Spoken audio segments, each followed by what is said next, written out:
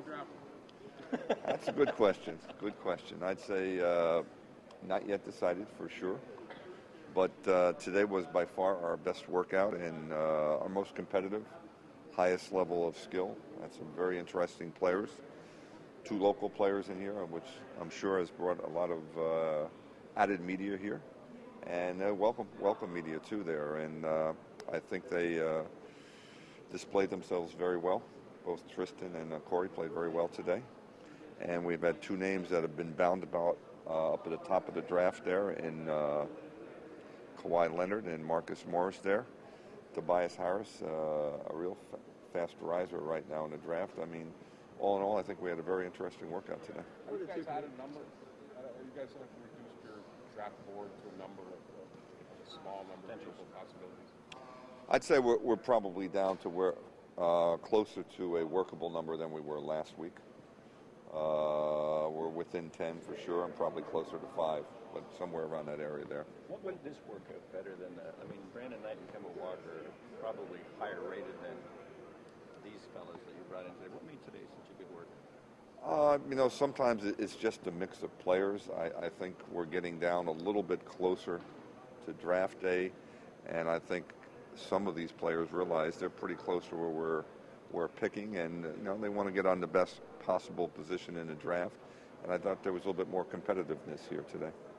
How about the Canadian kids? What they show you? Well, Tristan Thompson, I think the best part of his game is when he plays 5-on-5. For his size, he really runs the floor very well, and that's a little bit hard to assimilate in this 3-on-3 or individual skills type thing there. But for sure, he's a much stronger player than he was last year. I think his offense is a developing part of his game right now, but I think his ability to run up and down the floor, his overall athleticism, I think those 2 areas are very impressive. As for Corey, I think he's become a lot more of a true point guard than he was, say, 2 years ago when he was a little bit more of a scorer, a little bit more of a combo guard. I would probably say that he probably took the fewest amount of shots of anyone in a workout today, but he's way ahead of anyone else in terms of assists. And I think that's part of his development into a true point guard and what he's actually going to be when he gets to the NBA.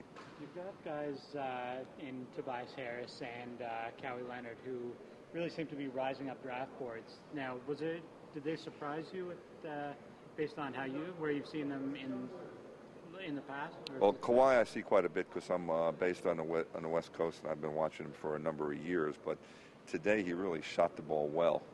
I think the best part of his game is rebounding the ball, which you might see in small doses here, but you don't see it in game situations. But he did shoot the ball very well here.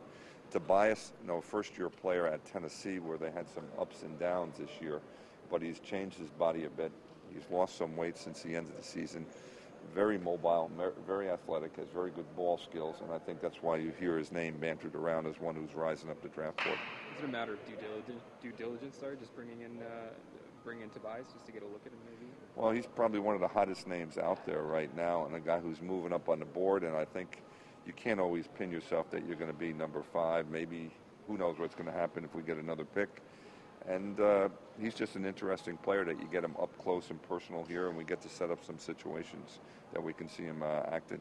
So all Kawhi's work at Impact on his shooting, it's paying dividends already? Yeah, I would say if it's not impacted somewhere else, but somewhere else that his shooting touch has definitely improved since later in the season. I think they might have tied, but his proficiency, 3-point shooting today was as good as anyone here.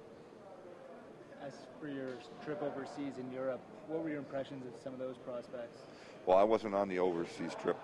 Brian, Eric, and Maurizio were overseas, and that's a little different story there. It's probably best to ask them, but, the international players this year don't have as much game experience probably as we've seen here with these players right here, but that's maybe I'm misstating it. Maybe we haven't seen them as many times, and that wasn't because of lack of effort. They haven't been on the scene as much, just sort of late risers, and we're trying to get as much information, and that's why we were over there. But I'm sure Brian, Eric, and Maurizio can answer those questions a little better. The final week before the draft, how challenging is it to pool all this information that you've each respectively gathered and try to come up with any definite list? Well, it's like going to college, and this is the final exam. We've been working all year, and We see what our needs are, our teams, if any trades are going to take place, and we try to find the best piece for our team and the best piece for the future. When you have the competitiveness in the workout today, how tough does it make it for you guys when you're having to see people who are going up and doing individual workouts? What does that take from what? Ideally, the best way to see him is 5-on-5 in a game, 5-on-5 in a good game. But I mean, a lot of times you see him in a bad game, a blowout game. A lot of times you see him in a gym with nobody. A lot of times you see him without offense and defense. I think the more times you can see players, you get a better picture. So maybe if it's not the most opportune time when you bring him to your city, you do have something else to back in on. I mean, we saw Marcus Morris. I probably saw Marcus Morris 10 times this year.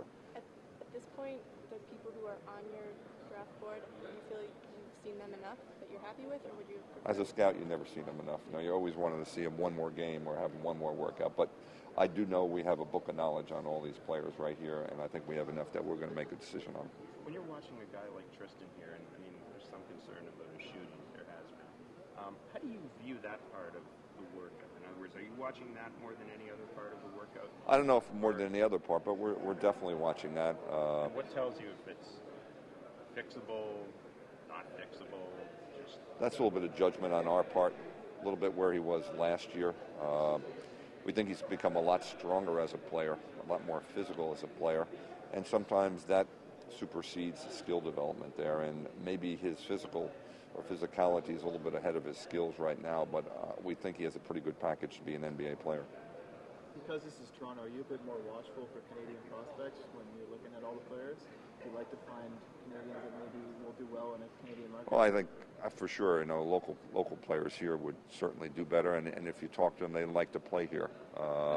It seems that the Canadian basketball scene is on a definite uptick in the last 2 or 3 years, especially in regards to going to major U.S. schools, which seems to be where we get most of our players from, both from Texas. 2 more good players going to Texas next year. It seems to be a blossoming type thing here in Canada, and it's good to see. And hopefully one day we're going to get a player that's going to fit into what we need and when we can get him. And how early would you say you knew about Tristan Thompson and Corey Joseph before they went to Texas?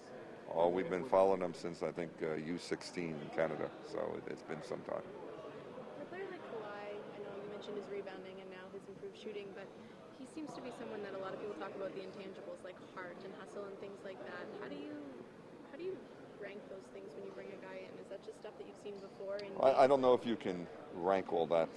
You can't take everything and get it out of a 1 hour and a half workout. So are those the things that come from just scouting actually? That would be maybe when we've seen him a number of times during the season, the impression he makes upon you there, because somebody could have a bad shooting day here, and if they have a bad 45 minutes here, that doesn't mean they're going to be a bad NBA shooter. I think you just have to weigh that in with the whole process.